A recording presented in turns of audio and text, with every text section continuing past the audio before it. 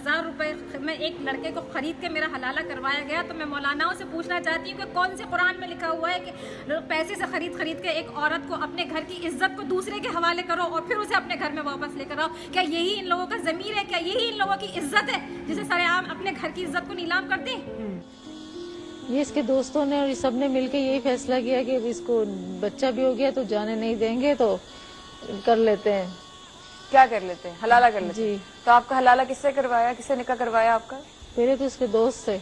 अच्छा, ये उन्होंने नियत करके करवाया था? जी, नियत की कि आपसे दोबारा निकाह करेंगे, लेकिन पहले अपने दोस्त से आपकी निकाह करवा दिया। जिस दोस्त से आपका निकाह हुआ था उनके साथ आप कितने अरसे रही? एक ही दिन।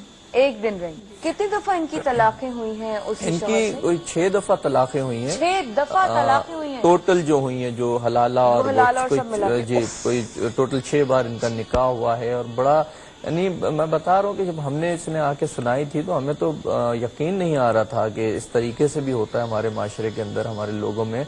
और जो सबसे बड़ी जो अफसोस की बात थी, जो दुख की बात थी, वो ये थी कि वो साहब जो थे वो खुद लोगों को नमाज पढ़ाते थे, लोगों को दर्स देते थे और लोग धोखे में थे उनके। हलाला पे आपको तलाक दे दिया? मैंने बोला कि आज चलते हैं, 1 हफ्ता हो गया है, तो उन्होंने बोला नहीं कल जाएंगे। जस्ट इतनी बात पे उन्होंने कहा तलाक तलाक तलाक वर्ड बोल दिया। और फिर बाद में कहते हैं कि मैंने अपने मामू के कहने पे तलाक दिया है और मुझे वापस मेरे ससुराल लेकर आ गए। और ससुराल में ला के जब ससुराल वालों को पता चला, सब बोले कि अब हलाला कराना पड़ेगा देवर से, तभी इसको रख पाएंगे हम। आपके पति आपसे अभी क्या कहते हैं? अभी भी वो आपको वैसा ही झूठा दिलासा? कहते हैं घर में, मतलब मेरे देवर के साथ मैंने हलाला ना कराया तो चाहे मुझे जेल भेज दो, चाहे मुझे फांसी चढ़ा दो, मैं आपको नहीं लेकर जाऊंगा। अब उन्होंने काउंसलिंग में साफ ओपनली सबके सामने बोल दिया है। उन्होंने पुलिस के सामने भी यही बोला है कि हलाला कराओ तो लेकर जाएंगे। मतलब आपके पास उन्होंने कोई विकल्प नहीं छोड़ा है? हलाला, तलाक, पहले 3 तलाक और फिर अब हलाला। तो जब तलाक हो ही गया था तो फिर उसके बाद हलाला करने की क्या जरूरत है? मैं वापस जब अपने घर आई और जब मैं रात को सोने के लिए ऊपर अपने कमरे में जाने लगी, तब मेरी बुआ सास ने, मेरी फुफिया सास ने मुझसे ये कहा कि दुल्हन ऊपर मत जाना अपने कमरे में। मैंने कहा क्यों? कि हमने फतवा झूठा निकलवाया था, तुम्हारी तलाक हो चुकी है, हलाला होगा। अभी मैं एक मौलाना साहब से डिबेट में बैठी हुई थी, तो उन्होंने मुझसे ये कहा कि जब आपकी तलाक हो जाती है तो आप वापस क्यों जाते हो उसके पास? आज मैं ये सवाल मौलाना साहब से पूछती हूँ कि उस वक्त रास्ता क्या था? मायका ख़त्म हो चुका था और ससुराल में ये सवाल आ गया था कि हलाला होगा नहीं, और ये सवाल कि हलाला दुनिया को दिखाने के लिए करना, जैसा कि तुमने दुनिया को दिखाने के लिए फतवा निकलवाया। मुझे कोई गैर मर्द छुएगा नहीं।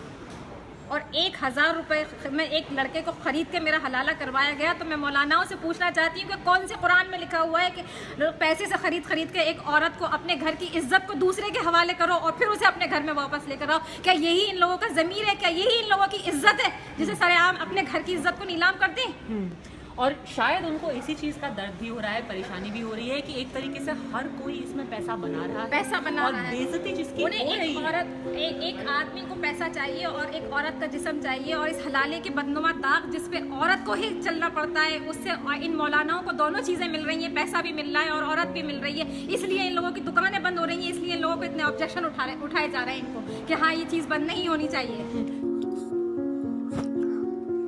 क्या है